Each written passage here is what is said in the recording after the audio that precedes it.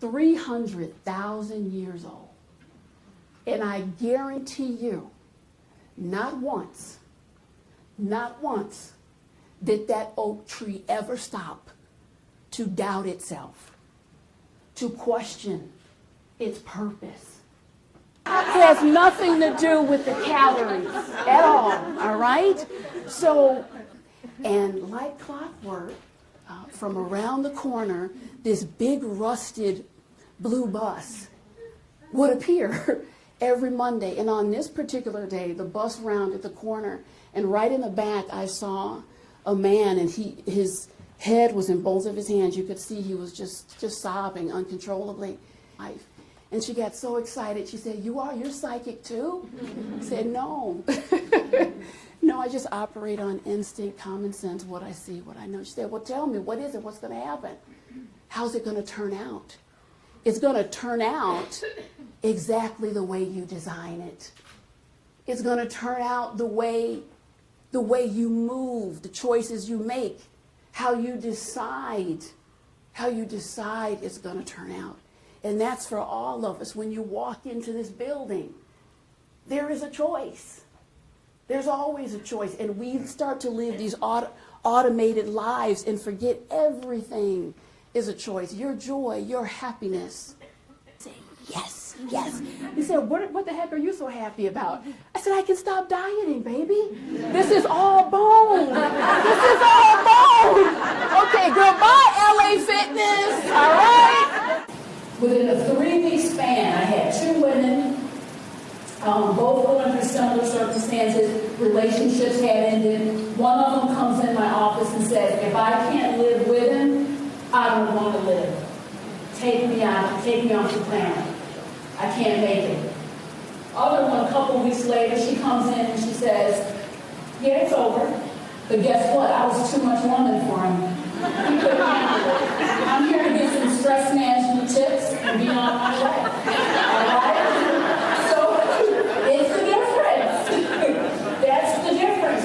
What is the narrative that you're going to tell yourself? Another man comes in. He's on a business trip. His wife decides to leave him after many years of marriage. Strips the house, leaves him with the cat. Leaves the cat with no cat food.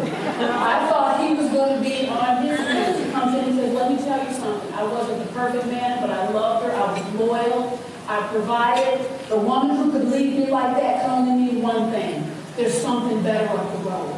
Something better up the road. Then he came in the next week. He said, let me ask you a question. You think I'm a decent looking guy? I said, yeah, I certainly do.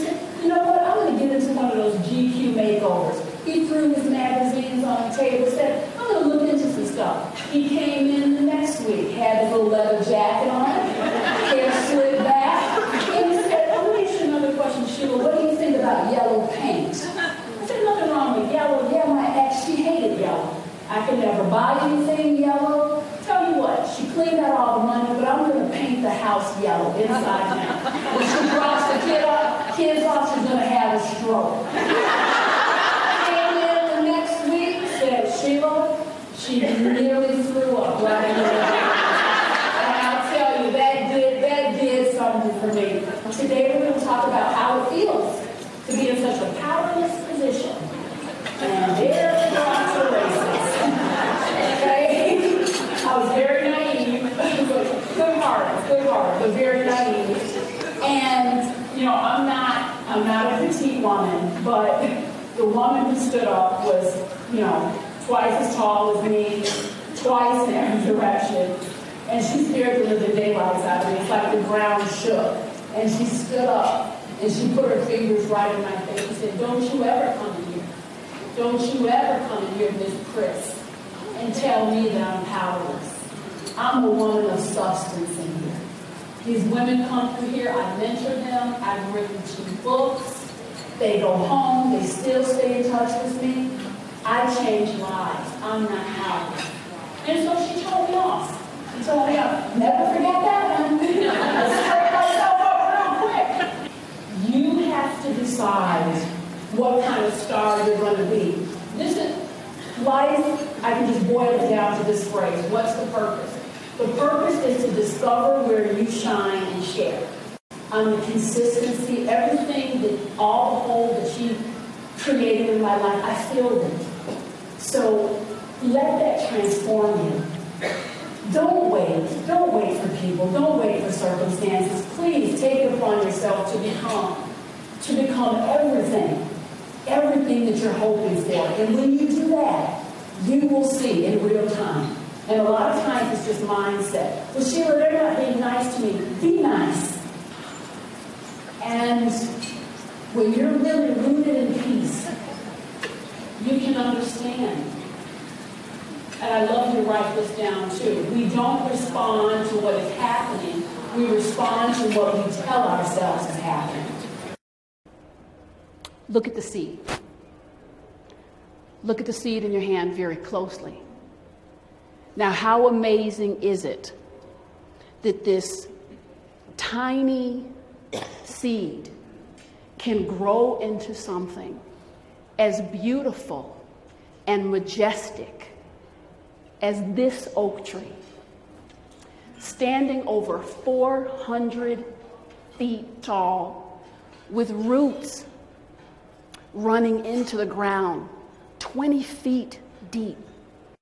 Not one time in those 1,000 years did that oak tree ever stop and back up and say, whoa, wait a minute, should I keep doing this? I'm growing into my goodness, maybe I should back off.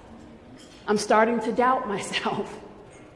Yet we do it all the time. Well, let me tell you something about holding on to things that aren't working. When you do that, you lose twice. This is how you lose twice. You lose one time because of all the energy that you put trying to make it work, and then you lose a second time when it goes down the drain. Okay, I'll play your game.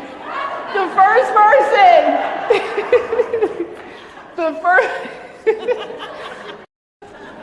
So I had to make an interesting call last night, and I timed it out. 1 a.m. in New Jersey. So I called my husband. I'm like, I love you, miss you. They're going to deliver a bed Saturday. Bye-bye. See you later. Thank you.